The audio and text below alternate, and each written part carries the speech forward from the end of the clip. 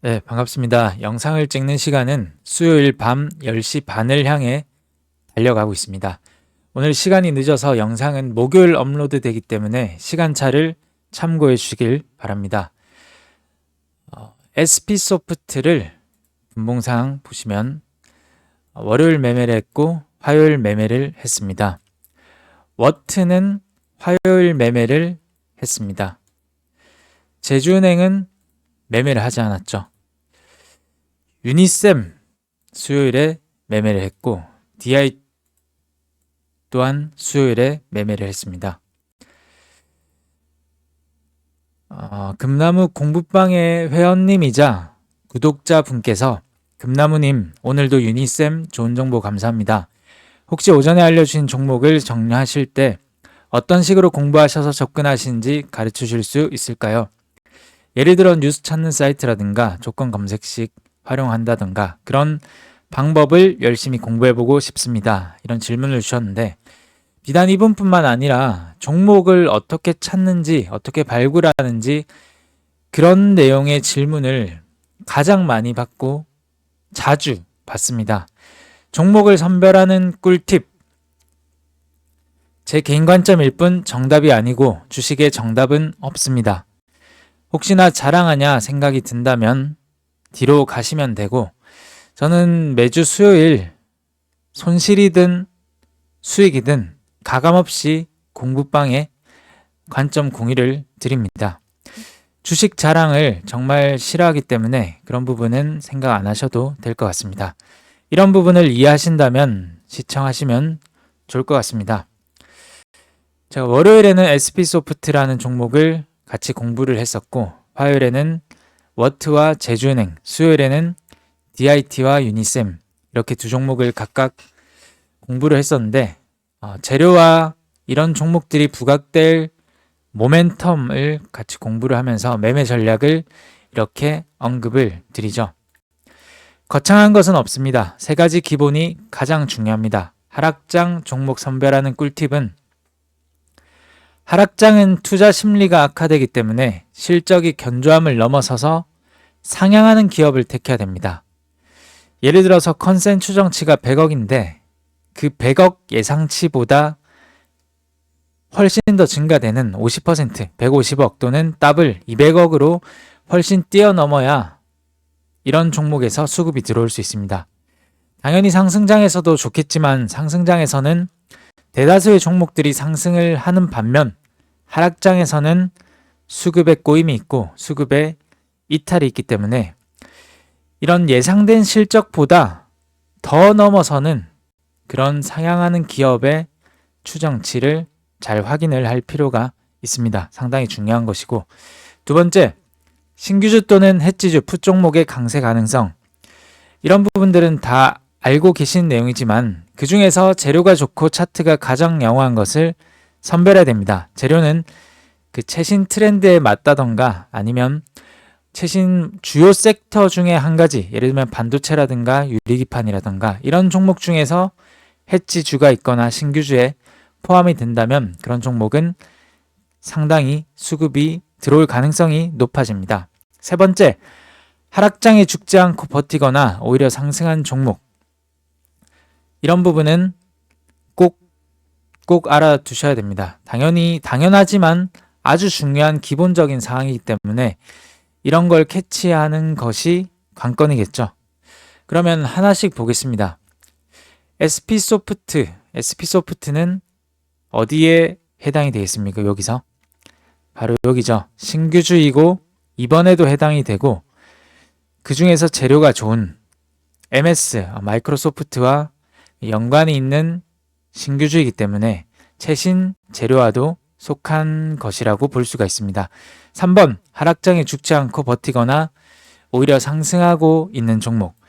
월, 화, 수 시장은 어땠죠? 시장은 이렇게 급락이 나온 반면 SP소프트는 신규주이면서 차트가 거래대금이 붙으면서 양호하고 그 위에서 이렇게 3거래일간 놀아주고 있기 때문에 이 종목은 좋은 종목의 선별법이라고 볼 수가 있겠습니다. 특히나 하락장에서. 그 다음에 워트도 마찬가지로 신규주이고 이 시점 이런 시가 갭을 띄우고 이 앞전 매물이 상당한 곳에서 한 차례 그리고 두 차례 이런 매물대가 상당한 곳에서 시가 갭을 띄웠고 반도체 보조금 이슈가 있었기 때문에 시가 갭 이후에 눌리지 않는다면 상승할 가능성이 높은 시점이었기 때문에 이런 종목 선별법도 좋다라고 볼 수가 있습니다. 그 다음에 제주은행 여기서 어디를 봐면 좋겠습니까? 바로 2번이죠. 해지주 풋 종목. 최근에 해지주는 흥구석유나 한국석유 또는 중앙에너비스 같은 유가 관련주들이 큰 폭의 상승을 했습니다. 그런데 이미 상승을 했죠. 제주은행 같은 경우는 금리나 후퇴 속에 그런 이슈 속에 최근에 거래가 붙었지만 거래 없이 횡보를 하고 있다는 것은 이런 종목은 언제라도 상승을 거래만 들어온다면 상승을 할 가능성이 있는 종목이기 때문에 이런 종목을 오히려 흥구석유나 중앙에너비스 같은 다른 해지 석유 관련 종목들이 많이 올랐을 때는 이런 제주은행 같은 중소형 은행주의 성격을 보는 것도 좋은 종목의 선별법이라고 볼 수가 있습니다. 그 다음에 유니셈이죠. 유니셈도 마찬가지로 여기서 어디에 해당하겠습니까? 유니셈은 1번에도 해당을 하고 실적이 견조함을 넘어서서 상향하는 기업이기도 하고 그 다음에 3번 하락장에 죽지 않고 버티거나 오히려 상승하는 종목에 해당을 하기도 합니다. 보시면 월화수 시장이 좋지 않았음에도 불구하고 월화수 오히려 음봉이 아닌 양봉이 나와줬습니다. 특히나 화요일에는 양봉 시가 갭을 띄우고 나서 갭을 메우고 플러스를 전환을 하면서 마감을 했습니다. 그런데 이 화요일에 시장은 급락이 나왔고 그럼에도 하락장에 죽지 않고 버티거나 오히려 상승하는 종목에 해당을 합니다. 차트적으로 봤을 때도 이렇게 돌아나가면서 거래량이 한 차례 들어오고 두 차례 들어오면서 기준봉이 발생을 했습니다. 이렇게 바닥을 다지면서 상승을 해주고 그 기준봉의 안에서 이렇게 주가가 움직이고 있다는 것은 상당히 견조하다는 뜻이고 상승할 가능성이 높아지고 때문에 이렇게 종목 선별을 하고 좋은 선별법이라고도 이렇게 볼 수가 있습니다. 재료적으로는 HBM TSB 공정에서 스크라바 장비가 필요한 상황이고 삼성전자와 SK하이닉스를 주요 매출처로 두고 있기 때문에 그 스크라바라는 것은 유해가스, 공기 정화하는 장치이고 그런 부분들은 반도체 HBM TSB 공정에서 필요한 상황인데 특히나 최신 트렌드인 환경, 친환경 그리고 탄소 중립 그런 정책을 중요시하는 삼성전자와도 주요 매출처로 두고 있는 주요 기업이기 때문에 이런 종목들은 이런 죽지 않는 자리는 캐치를 하면서 미리 사전에 공부를 할 필요가 있습니다. 그리고 이런 종목을 그러면 사전에 어떻게 우리가 찾습니까? 한다는 것은 주식은 사실 공부를 많이 하면서 이 기업을 계속 공부를 하면서 할애하는 시간이 상당히 중요합니다. 주식에 시간을 할애하다 보면 이렇게 종목을 차츰 추적할 수 있는 그런 개념과 동공, 시야가 생기기 때문에 주식에 할애하는 시간이 길어지면 길어질수록 좋다라고 볼 수 있습니다. 당연한 거겠지만. 그리고 DIT 같은 경우는 여기서 어디에 해당할 거라고 보이십니까? 바로 1번이죠. DIT도 마찬가지로 실적이 100억이었다면 실적이 300억 이상 예상치보다 훨씬 더 실적이 견조함을 갖추고 있는 기업이기 때문에 이런 종목들은 거래량이 분출이 될 수 있었습니다. 그리고 3번에도 해당을 하죠. 하락장에 죽지 않고 버티거나 오히려 상승하는 종목. 지난주부터 이번 주 초까지 계속 시장이 좋지 않았는데 양봉만을 띄우고 하루 이렇게 숨을 죽여준다는 것은 상당히 양호한 흐름이라고 볼 수가 있습니다.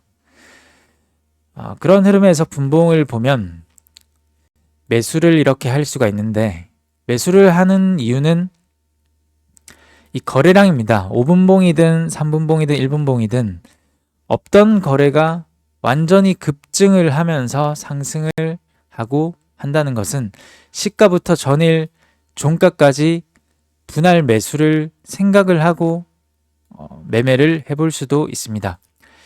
유니셈도 마찬가지죠. 유니셈도 여기서 없던 거래가 어마어마하게 급증을 하면서 만들어줬기 때문에, 거래량이 급증을 했기 때문에 이런 종목들도 한번 유심히 살펴볼 수가 있고, 오늘 수요일이지만 목요일 어떻게 나올지는 봐야 되고, 목요일, 금요일 계속 이런 범위에서 놀아주게 된다면 이런 유니셈 같은 종목은 더 상승할 가능성이 높다라고 보입니다.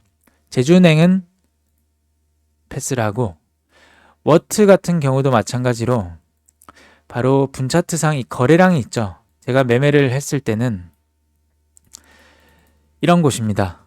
여기서 거래량이 터지면서 시가 갭을 형성을 했고, 그 시가를 돌파하는 그런 순간부터 거래량이 또 터질 때, 그럴 때 추가 매수를 하면서 이렇게 분할 매도 관점으로 접근을 하기도 합니다. 물론 여기서 매수를 해서 여기서는 손절매를 하기도 했습니다. SP소프트 같은 경우도 마찬가지로 이런 거래량의 추이를 파악을 해보면 이런 구간, 바닥을, 이중 바닥을 만드는 구간에서는 그렇게 어렵지 않은 타점이 나올 가능성이 높겠죠.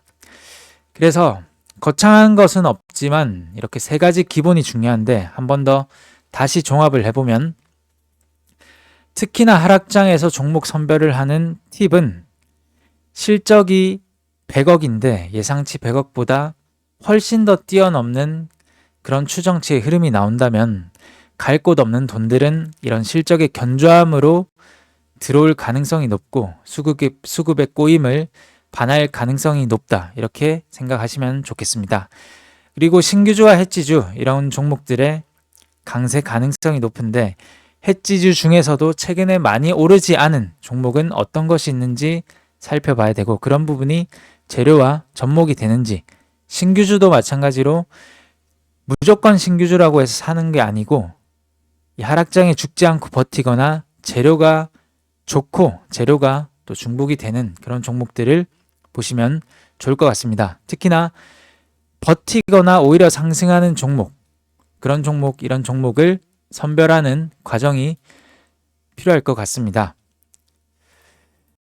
마지막으로 드리고 싶은 말씀은, 고수와 초보의 차이는 기술이 아니고 한 끗 차인 심리를 잘 다스리는지, 그 차이일 것입니다.